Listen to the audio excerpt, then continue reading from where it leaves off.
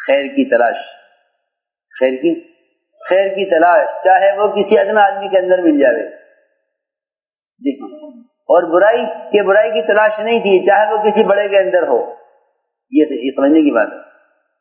خیر کی تلاش ہے چاہے وہ کسی چھوٹے میں ہو، اور برائی کی تلاش نہیں ہے چاہے وہ کسی بڑے میں ہو۔ سنو، حضرت مثال لے کے فرماتے تھے کہ یہ دعوت کا میدان اور یہ دعوت کا کام ایک چمن کی طرح ہے۔ عجیب مثال ہے حضرت کی، اس کی طرح ہے چمن، مختلف پھل مختلف پھول چمن کے اندر۔ تو فرماتے تھے کہ اس میں داخل ہونے والوں کی دو قسمیں ہیں، اس میں داخل ہونے والوں کی دو قسمیں ہیں، ایک قسم تو ہے خنزیر کی، سور کی، اور ایک قسم ہے شہد کی مکھی کی۔ دونوں کی طلب الگ الگ ہے جی ہاں۔ سور کو تلاش ہے گندگی کی، سور کو تلاش ہے گندگی کی، جی ہاں، وہ گندگی تلاش کرے گا، کسی درخت کے نیچے، کسی جڑ میں، کسی کونے میں کہیں گندگی مل جاوے تو تلاش کرے گا۔ اسی سے کوئی مطلب نہیں ہے کہ یہاں کیا پھل ہیں، کیا پھول ہیں، کیا خوشبوآں ہیں، اسے کوئی مطلب نہیں ہے۔ اور گندگی ملے گی، کھاد دی جاتی درختوں کو، چلی جاتی ہے جی ہاں، دیسی کھاد تو اور بھی گندی ہوتی ہے، ہاں دیسی کھاد بھی کیا ہوتی ہے، بدبو ہوتی ہے دیسی کھاد، اور خیر وہ کھاد دی جاتی ہے درختوں کو،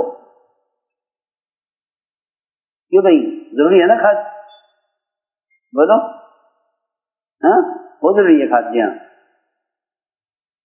کھاد کے بغیر نہیں ہو پیداوار نہیں ہوگی، کھاد ضروری ہے، کھاد تیار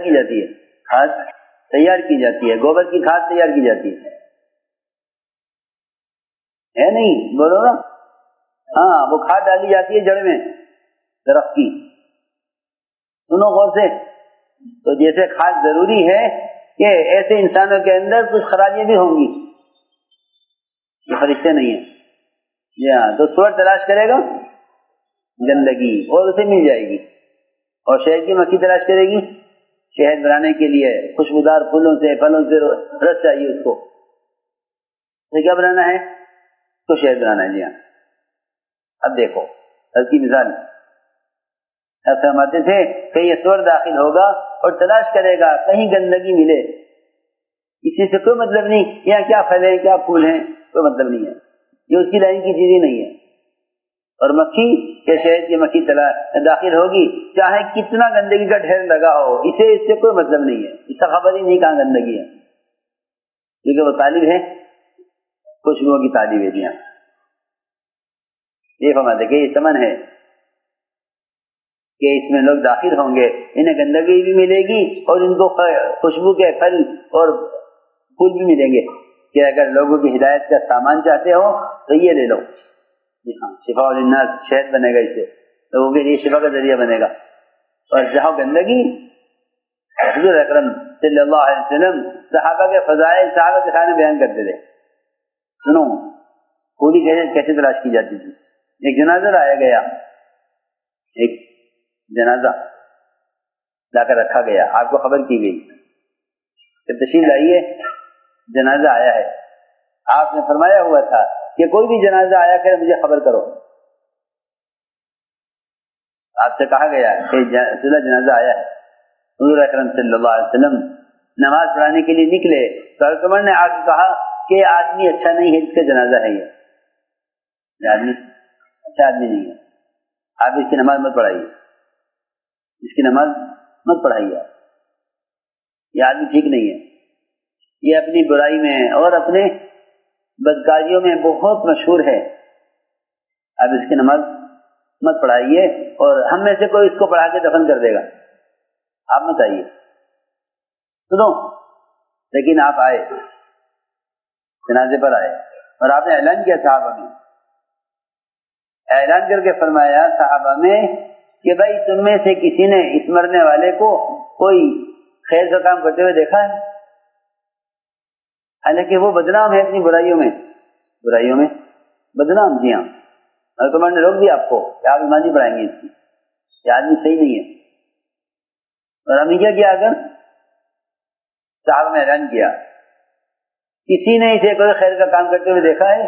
کوئی ایک کام، کوئی ایک بات خیر کی اعلان کیا آپ نے صحابہ میں. ایک صحابی نے عرض کیا کہ اس مرنے والے نے فلاں فلاں موقع پر اللہ کے راستے میں ایک رات پہرا دیا ہے. اعلان کر کے ایک خوبی ملی، ایک عمل، ایک موقع کا بس. اس کے علاوہ کسی نے اور کوئی بات نہیں بتائی. ایک صحابی نے صرف یہ بتایا کہ اس مرنے والے نے ایک رات اللہ کے راستے میں پہرا دیا ہے. یہ کہا آپ نے، فرمایا صحابہ سے سب کو مخاطب کر کے فرمایا کہ سنو، جو آنکھ اللہ کے راستے میں پہرا دینے میں جاگی ہے وہ آنکھ جہنم کی آگ نہیں دیکھے گی.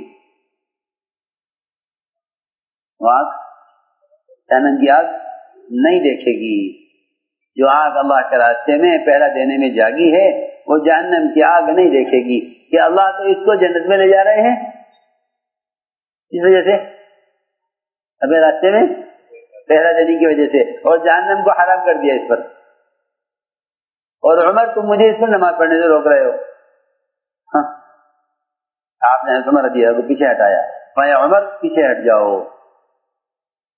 تمہیں کوئی حق نہیں ہے کسی کے اعمال کے بارے میں سوال کرنے کا کہ فلاں آدمی کیسا ہے، فلاں آدمی کیسا ہے، فلاں کے اعمال کیسے ہیں. تمہیں اس کا کوئی حق نہیں ہے، پیچھے ہٹ جاؤ. آپ نے عمر کو ہٹایا اور یہ فرمایا کہ عمر تمہیں کسی آدمی کے اعمال کے بارے میں سوال کرنے کا کوئی حق نہیں ہے، کون کیسا ہے. آپ نے آگے بڑھ کر نماز پڑھائی. میں عرض کر رہا تھا کہ خوبیاں تلاش کرو ایک دوسرے میں.